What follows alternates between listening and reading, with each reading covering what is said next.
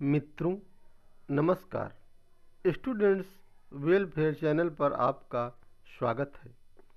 आज मैं आपको एनटीए द्वारा आयोजित UGC net library and information science विषय में आने वाले महत्वपूर्ण प्रश्नों को उत्तर सहित बता रहा हूँ।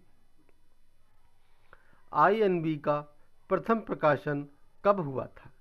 इंडियन नेशनल बिब्लियोग्राफी का प्रथम प्रकाशन 1958 में हुआ था।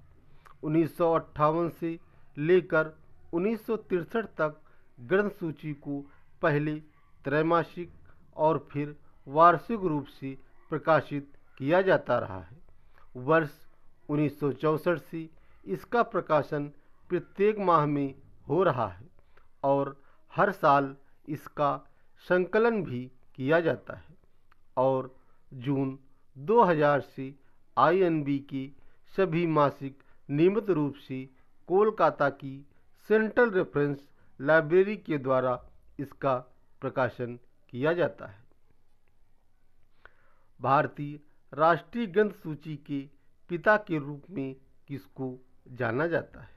वर्ष 1947 से 1962 तक स्वतंत्र भारत के बेल्लारी शमन्ना केशवन पहले राष्ट्रीय पुस्तकालयाध्यक्ष थे और इनको भारतीय राष्ट्रीय ग्रंथ सूची के पिता के रूप में भी जाना जाता है।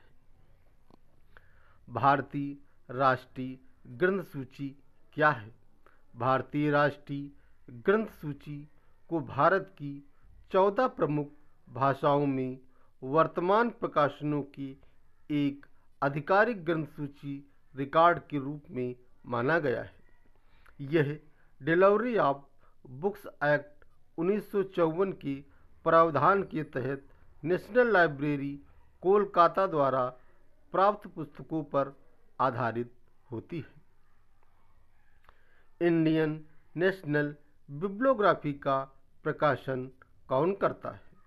भारतीय राष्ट्रीय ग्रंथ सूची का प्रकाशन सेंट्रल रेफरेंस लाइब्रेरी कोलकाता के द्वारा वर्तमान भारतीय प्रकाशनों का एक आधिकारिक ग्रंथ सूची प्रकाशित करता है।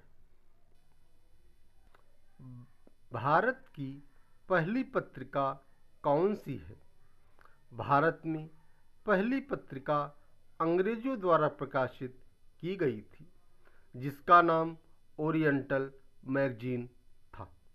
किसी भारतीय द्वारा स्थापित और संपादित की गई पहली पत्रिका हिंदुस्तान रिव्यू थी जिसकी शुरुआत 1900 में हुई थी।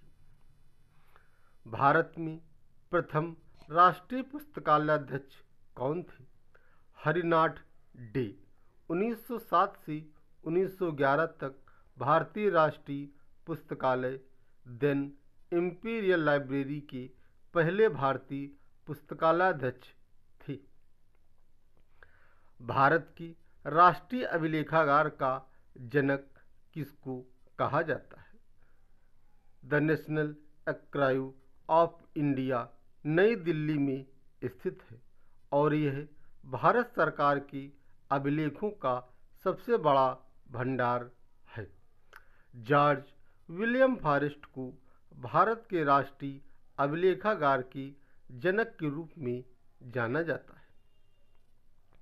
इंडियन नेशनल लाइब्रेरी का पूर्व नाम क्या था?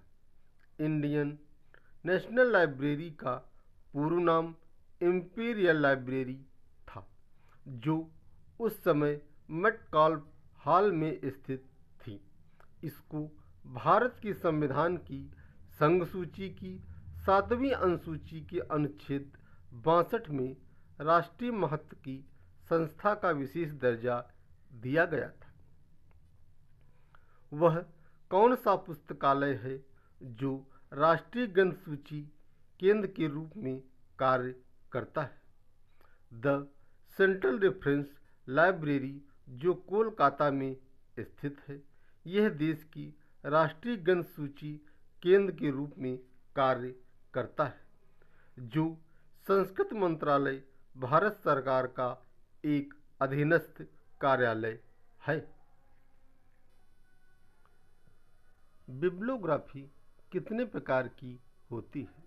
हिस्टोरिकल रिसर्च के लिए 4 प्रकार की न्यूमरेटिव बिब्लियोग्राफीज का उपयोग किया जाता है। National bibliography, personal bibliography, corporate bibliography, subject bibliography. राष्ट्रीय ग्रंथ सूची महत्वपूर्ण क्यों है? राष्ट्रीय ग्रंथ सूची एक पूर्ण और समय पर पुस्तकालयों और इसी तरह के अन्य संस्थानों में cataloguing, verification of authorship and publication history के चयन और अधिग्रहण के लिए एक महत्वपूर्ण सूचना संसाधन है। भारत में पहला समाचार पत्र कहाँ से प्रकाशित हुआ था?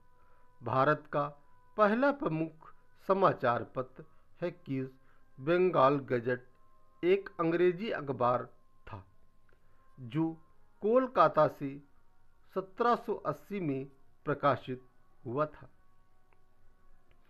वंदे मातरम पत्रिका की शुरुआत किसने की थी? वंदे मातरम एक अंग्रेजी भाषा का साप्ताहिक समाचार पत्र था जो कोलकाता से प्रकाशित किया गया था, जिसकी स्थापना 1905 में विपिन चंद्र पाल ने की थी और इसका संपादन श्री अरबिंदो जी ने किया था। भारत की किस राज्य में पहला पुस्तकालय अधिनियम पारित किया गया था? The Madras public libraries act, जो बाद में तमिलनाडु पब्लिक लाइब्रेरी एक्ट के रूप में नाम दिया गया था, जिसको 1948 में मद्रास राज्य में अधिनियमित किया गया था। स्वतंत्रता के बाद भारत में लागू होने वाला पहला अधिनियम था। मित्रों, बनाए गए वीडियो से आपका ज्ञानवर्धन हो रहा है तो कमेंट देकर प्रोत्साहित करें। धन्यवाद।